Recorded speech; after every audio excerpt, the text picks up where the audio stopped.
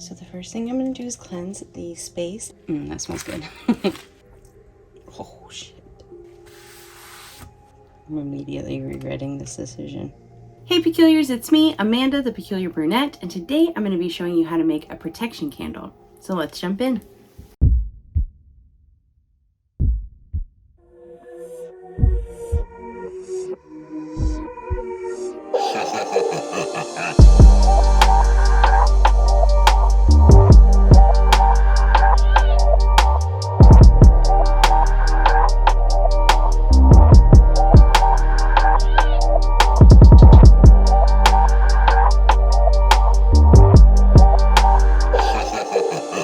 So far in this candle magic series, I've been showing you guys, beginner overview stuff, like how to choose a type of candle that you want to work with, how to choose the color of the candle you want to work with, how to dress or anoint your candle. I've gone into each one and how to do that. So what I want to do today is I kind of want to do a let's put it all together video so I can show you exactly what I do and how I would make a protection candle. For today's protection candle, I chose to use some white votive candles that I got from Walmart.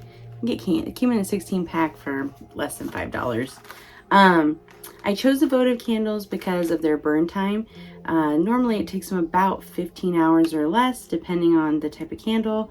And then I also chose white, one because it's really great, like a neutral color for sweeping out negativity and bringing in positivity. But also it makes a really great color because I want to use blue and black to kind of pop off of this. And so you'll be able to kind of see the symbols I put on it a lot better. Also, one other thing I want to say before I move on too is you can simply use this white candle. You don't have to add anything extra to it.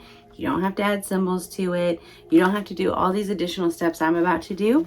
You can simply sit with yourself, focus your intention, place your energy into this candle and light it, and that will be enough. As long as you're doing it with your intentions, and your energy, that is plenty.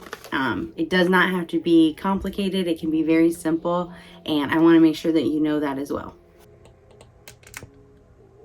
So the first thing I'm going to do is cleanse the space and the candle.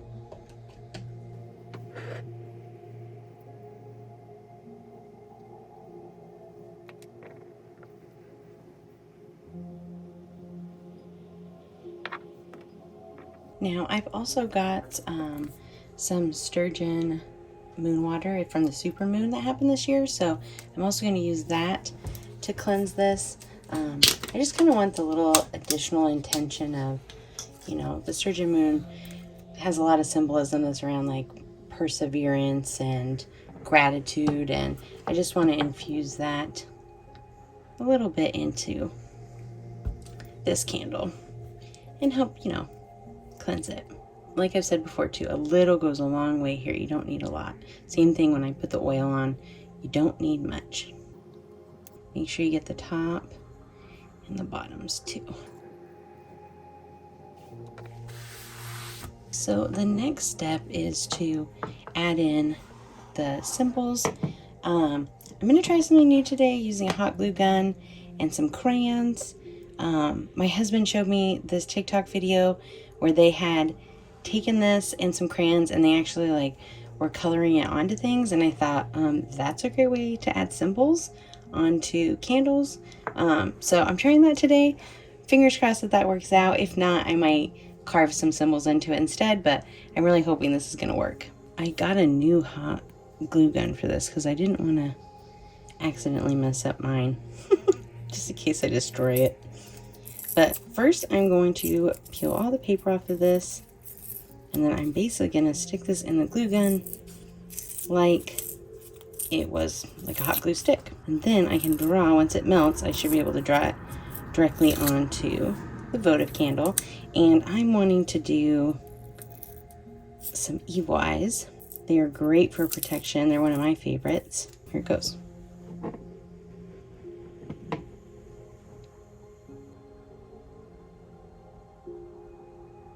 I think that's as far as it goes. Maybe. So as that warms up here, I just want to tell you, I chose the color blue. Yes, it's the most common color for the evil eye, but I chose the color blue because that's great for wisdom and communication, which I think is pretty great tool to help protect yourself, is, you know, being smart, being able to clearly communicate your needs. And so I want to add that meaning into this. Black is, you know, notoriously great for protection, and then white is to bring in some positive energy. So that's why I'm going to be using those colors for this evil eye. Okay, it's kind of starting to like leak, so let's see really lightly. Oh. Maybe it's going to be a very big evil eye.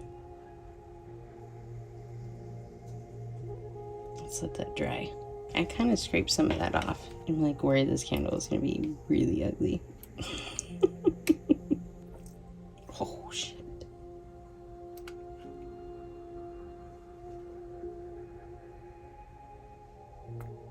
Oh, no. Yeah, that's a no. So I immediately regretted that decision, but I kind of like because they do kind of look like eyes. They kind of look crazy. I like it. This one kind of looks like an evil eye on its own. And I like that it's got the blue on there. So I think I'm just going to leave it. I could totally get a new votive candle, but I like that it's on there. It kind of looks weird. The weirdness of this, I think, is a little bit like off-putting and kind of jarring. And I kind of like that for a protection candle. So anyways, I'm going to leave it in there. But I am going to add I'm going to just carve in some eyes, since I really wanted evil eyes in there in the first place. I normally use pottery tools for this, but my husband and I are currently traveling full-time in our travel trailer, and I don't have all the supplies I normally have with me. So I'm just going to use a knife like this, but please be careful when you're doing anything like this. I don't know if you can see that very well, but I carved a little eye on that. So I'm going to do a few more, and then I will show you how to dress and anoint it. Now, anyone who's been around here for a while knows that I like to use a cast iron to do my candle rituals in. And now I'm going to add some coconut oil, start anointing this candle. You do not need very much. Like, I just got a little bit on top here. The more oil you add, the harder it can be to burn the candle. So a little goes a long way. I know I say that all the time, but it really does. When you start adding that on here, you want to, it's a protection candle, so you want negative energy to be kept away from you. So when you're putting this on and anointing it, I'm just trying to be careful around that wax. You want to start at the base of it here and move it away from you. You're drawing negative energy away from you. I also like to add it to the bottom of the candle and the top. One of the reasons that I used coconut oil as well, according to Scott Cunningham, and in his book, coconuts are great for purification and protection. So let's set this aside for a minute, and we're going to get all our herbs prepared. Every herb that I'm using in here, it corresponds with protection in some way. Again, I got that from Scott Cunningham's book. So this one's cedar, also great for protection. So I'm going to add that in here. I'm just going to kind of cut it with some scissors, just to kind of get it smaller, make it easier on myself. All right, I'm also going to be adding some cloves. And then I'm also going to be using some kind of cinnamon sticks that are kind of broken up. And then I'm also going to use ground cinnamon. That smells good.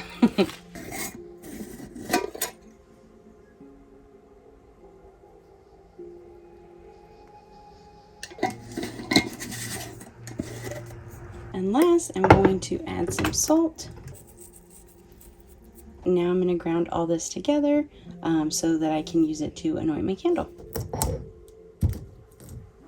As I go through and I do this, I think about what my intentions are too for this candle. So I think about what it is I'm trying to protect myself against. I might come up with some sort of an affirmation or mantra that I want to say while I go through this. Basically, I'm just being very aware of the intentions that I'm putting into this, being very present in this moment. Maybe sometimes I'll listen to some music that kind of gets me in the right headspace. Whatever you need to do to infuse this with your intentions as you're grinding these up. Added a little bit more light there. I hope that helps. Okay, so now I'm going to use, once you've kind of got that all broken up, you can keep going for a while. Like, the more you grind this up, the better this is all going to stick. But I very rarely have that kind of patience, so why would today be any different? So you can just kind of start rolling it in there. Anything extra you kind of want to sprinkle on, that's fine.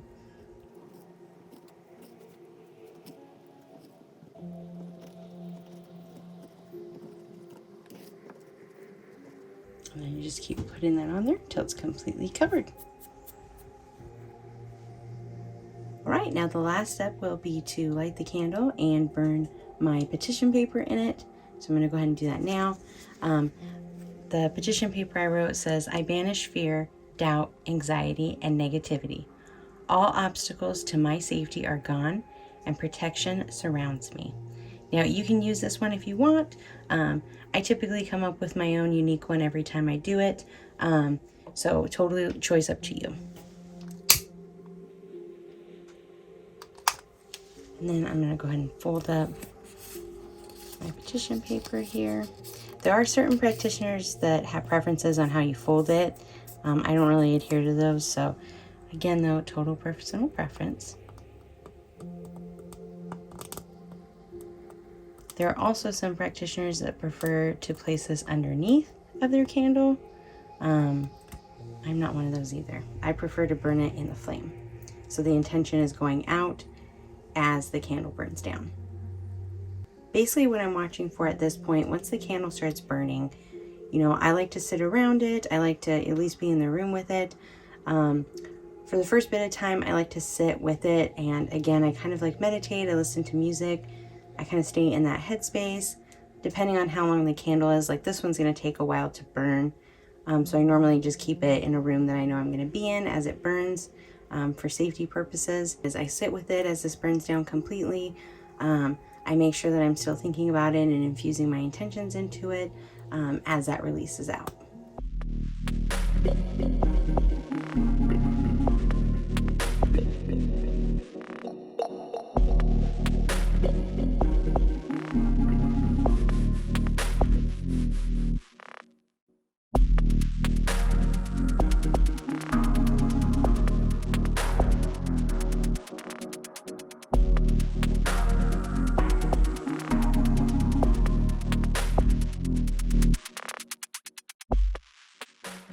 One thing you can look for as this protection candle's burning is you can do some divination with the wax and with the flames and any smoke that comes off of it. On this one in particular, I'm not going to do that because I know I kind of overloaded it on the top with herbs, and I put a lot of coconut oil on it, more than I usually do. So one thing with spells and rituals like this, when you're doing divination, you always have to consider the mundane before you consider the magical. And to me, it'd just be too easy to it be the herbs or to be the oil that I wouldn't read the flames on this one, or any smoke or wax. Although this one is being pretty intense. It's going a lot faster than 15 hours, that's for sure. I don't know, maybe it's because I got like a cheaper candle or something, but yeah, it's definitely going pretty fast and pretty intense.